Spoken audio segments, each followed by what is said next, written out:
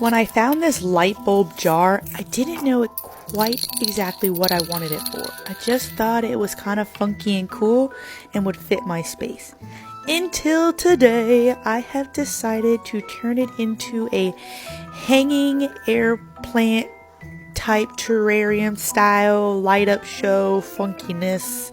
Yeah, just watch and see. So I took some wire, wrapped it around an expo marker because it was just fat enough to fit inside the jar.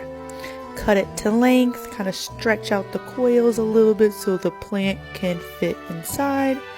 Then I'm going to glue the top piece of the wire to the inside of the lid of the jar. Just gonna splat a little hot glue because this is a lightweight plant, not really gonna be moving it too much. Pop in my air plant.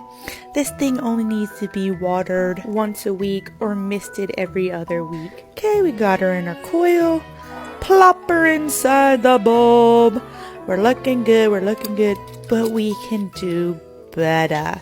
We're gonna add our little changing light display stand, and I added the clear rocks towards the bottom to help hide and diffuse the light. And I know it's going to be a popular question, so if you're looking for a particular product, I linked them in my bio.